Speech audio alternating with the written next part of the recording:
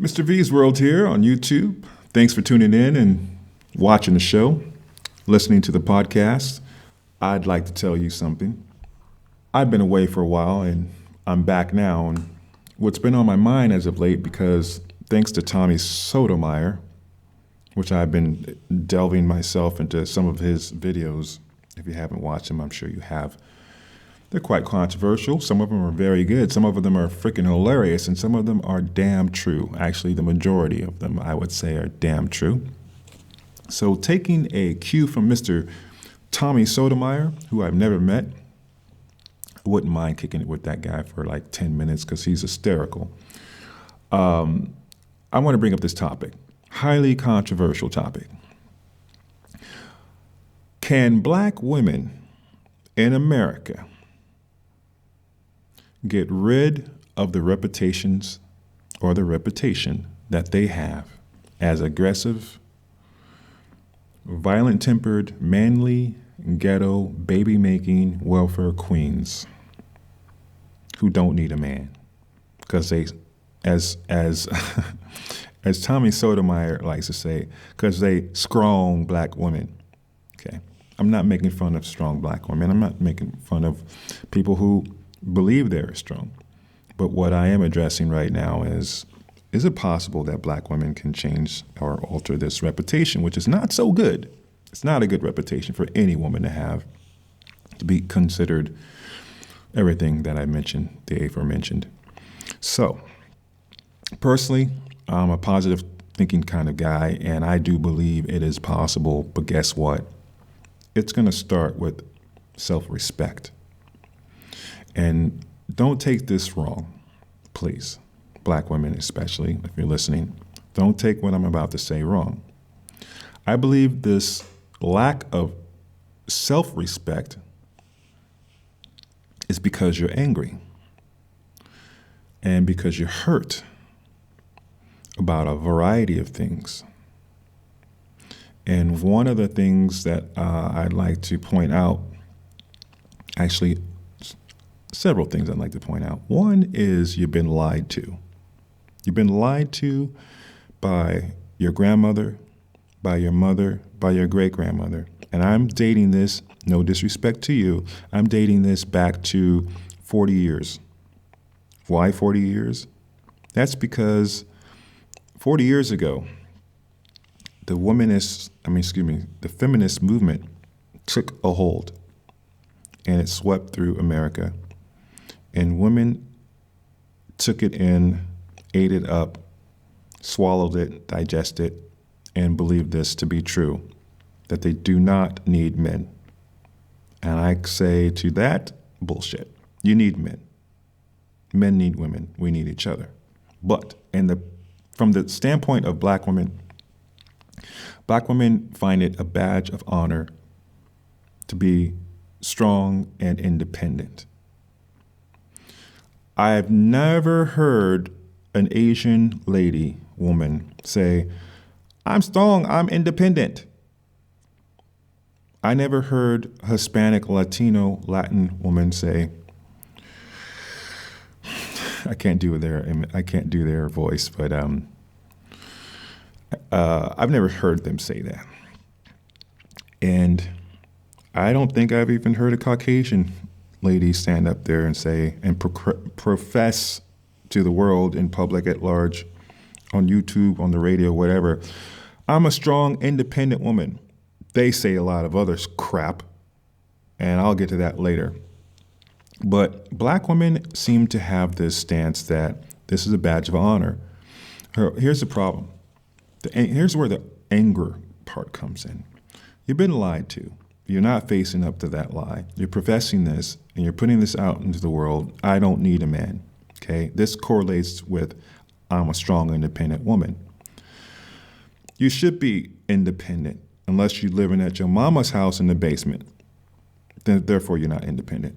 So by virtue of I'm independent would mean that you depend on your own money and you work and you have your own goals in life. So what is there to proclaim here? This is something you should be doing. Strong, question mark, What does this mean? That you can lift 250 pounds, bench press like 280? Is that what it means? Or, does it mean that you can give birth? Well, yeah, that takes a lot of strength because I'm going to tell you, I'd cry like a baby if I had to give birth. But that would mean that all women are strong. Does it mean because you have to carry the weight? Okay, what weight are we talking about here? Where your strength comes in because you got a college degree? Well, does that take strength or does that take intellect? You see where I'm going with this? So these statements, it seems like I'm saying black women, seems like black women put so much effort into this belief system, but it's not paying off. It's not paying off by way of popularity. It's screwed up, of course, and I 100% agreed with this lack of choices that black women have to deal with when they want to actually have a man, but they don't want to confess this out loud, of course, because it's not in. It's not in for them to proclaim that they need a man, because they don't need a man, right? But it's screwed up because what's available to them by their choice, in part, because most black women refuse to date outside of their race, which I could care less who black women date. I could care less, about it one way or the other. However, the choices that seems to be made over and over again are no good deadbeat daddies, aka the thug / drug dealer / just got out of the pen, just going into the pen, and that's one choice. The other choice is the baller, who is either not attainable or you think that you are his main girl, but you're just a back pocket girl. By the time you wake up to this, you're hurt and obviously you're disappointed, and the cycle continues. And then there is the quote unquote slap in the face that the good brothers, the good well-to-do brothers, they are with white women, which in part is true. In part. Now, just because a black man may have a relationship or be in a marriage or dating or be with somebody other than a black woman does not mean right off the cuff, especially if he's, as you say, well-to-do, right off the cuff, something that is bad for you because that person obviously chose who they chose. And they have their reasons. Maybe they're attracted to that person. Maybe they work at the same place. Maybe this, maybe that.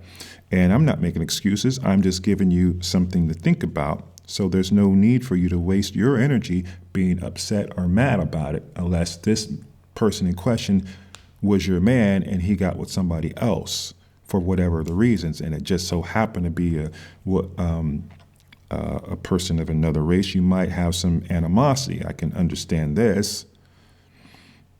It may not be fair 100%, but still I can understand it. But my point is the anger, and it comes out as aggressive in a lot of different kinds of ways. Now, when we have stress and we have something on our mind or things that we're not dealing with or problems, it's going to come out sideways. It's not going to come direct. It's going to come out like it's going to go where it goes, but it's going to take a circuitous route. It's not going to come in a straight line. It's going to go all squirvy, wavy. It's not going to just come straight. And I do believe this is why we as black people / black women have this reputation of being aggressive and violent tempered. Now, here's a story in Buffalo, New York, where I have properties, and I was a landlord there for 4 years. When I was living there, it was just too much. But I would say a good 75 to 80% of my clientele were welfare recipients and Section 8 recipients. The reason why this is important to note is some of those recipients I literally almost had to hold by the hand and do some of their paperwork for them, meaning go, because they didn't have vehicles, go drive to the welfare office, fill out paperwork to ensure that I was going to get paid. But whilst I'm waiting there in that office to see caseworkers and whatnot, I'm looking across the room. There were some Hispanic people there. There definitely were some Caucasian people, more than what most of us want to admit, because we always have the reputation of being, on welfare or something, black folks talking, but this is not true. However, the times that I was there that I saw somebody cursing somebody out because they don't have their money, or my caseworker didn't fill out my stuff properly, and they holding up my benefits, blah, blah, blah. It's always someone else's fault in New York, by the way. Buffalo, that is. It's always somebody else's fault. But the sheer anger, the sheer violent attitude, the sheer aggression was propagated by, I'm sorry to say, black women. Now, I was raised by a black mother, and I had a black father. He's black and Indian, American Indian, but black. I consider him black, even though his mom's Indian. I still consider my father black. My mom, definitely black. Proud black woman, very proud, full of wisdom, classy lady. However, growing up, if you got her mad, and we were in a store, shoot, she would let you have it. And yeah, she was the epitome of what you would consider a strong black woman for sure. This is in the 70s, I'm talking, right? When I was a child. And for a while, I did not understand why the burst of energy, if you will. And she's kind of the type of person that will sit back for a minute and observe. And I'm the same way. But once she's had enough, she's going to let you have it. Now, I didn't see her utilize curse words to get her point across, so credit to her. But she did make her point across. And she was definitely not a pushover. So I can get in her head and I can walk a mile in her shoes in a sort of way. After my parents divorced, when I was 12. My father's a cop, by the way. And what does that have to do with anything? Let's put it this way. My father took no mess, okay? I never got in trouble a day in my life, especially as the child of a policeman. But they got divorced. So my mom, because the feminist ideology was very in, thought she could raise two kids, my brother and myself, by herself as a strong black woman. And she did the best she could. She had a lot of forethought in how she raised us. But where she lacked forethought was her own personal ability to successfully manage two kids during the late 70s. My brother is 8 years younger than me. He was 2 years old and I was 10 going on 11. Well, the problem is being raised by a strong black woman, and black women, please listen up. My strong black mother did a lot of things right, but she did a lot of things wrong.